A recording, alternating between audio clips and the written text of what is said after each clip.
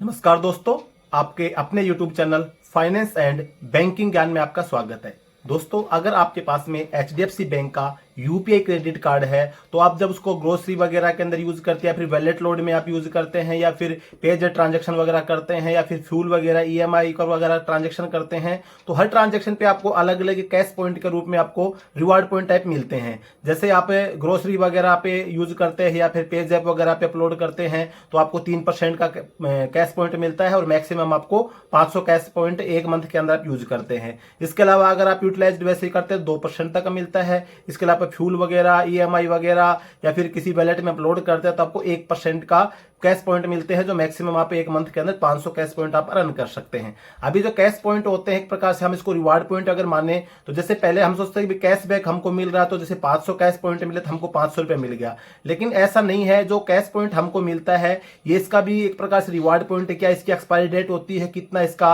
Amount होता है, कैसे हम इसको विड्रॉल कर सकते हैं, इसी टॉपिक पे बात करेंगे। चैनल पे पहली बार आए हैं दोस्तों, चैनल को सब्सक्राइब जरूर कर लीजिएगा। वीडियो को अभी तक लाइक नहीं किया, एक लाइक जरूर कर लेना।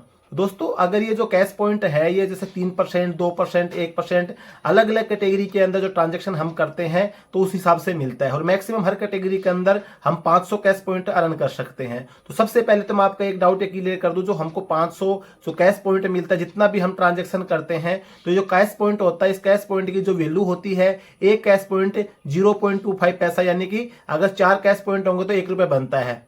तो 500 कैश पॉइंट के ऊपर लगभग हमको माने 125 रुपए हमको मिलता है। तो ये जितना कैश पॉइंट होगा उतना ही हमको इस प्रकार से नहीं मान सकते भाई एक कैश पॉइंट हमको 1 रुपए का हो गया। ये 1 रुपए मतलब 1 रुपए करने के लिए आपको 4 कैश पॉइंट जो होंगे वो आपको कंज्यूम करने पड़ेंगे, जब जाके आपका 1 रुपए मिलता है। तो इस प्रकार हम एक रिवार्ड पॉइंट समझ सकते हैं। इसकी भी एक एक्सपायरी डेट होती है। अब इसकी जो एक्सपायरी होने की जो डेट होती है ये आपकी एक्सपायरी डेट होती है 2 साल के लिए। मान के चलो कि आपने अभी जैसे अक्टूबर मंथ चल रहा है, आपने 5 अक्टूबर को मान लो कि कैश पॉइंट अर्न किए तो जो 2000 अभी जो 25 आएगी तो 25 अक्टूबर मंथ के अंदर आपके जो कैश पॉइंट होंगे वो एक्सपायर हो जाएंगे। तो 2 साल के अंदर आप इनको आप अपना जो ये कैश में या फिर आप किसी प्रकार के वाउचर वगैरह के अंदर भी आप इनको कन्वर्ट कर सकते हैं। तो 2 साल की इसकी एक्सपायरी लिमिट होती है। मिनिमम आपके पास है 500 cash point, sorry 500 cash point नहीं, 500 मतलब रुपए के बराबर के कैश पॉइंट होने चाहिए, यानी कि 2000 आपके पास कैश पॉइंट होंगे जब आपके 500 रुपए बनते हैं। तो 2000 आपके पास कैश पॉइंट होंगे तब आप इनको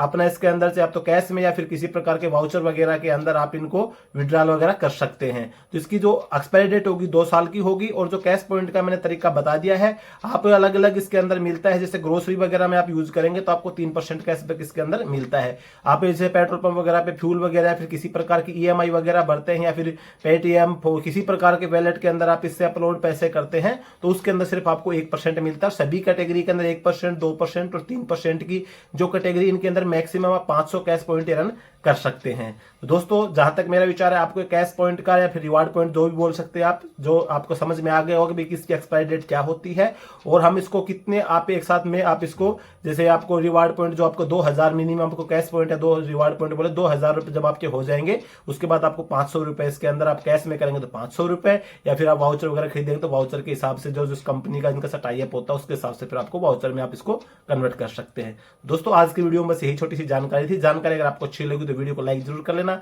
और चैनल पे पहली बार है सब्सक्राइब जरूर कर लेना। जय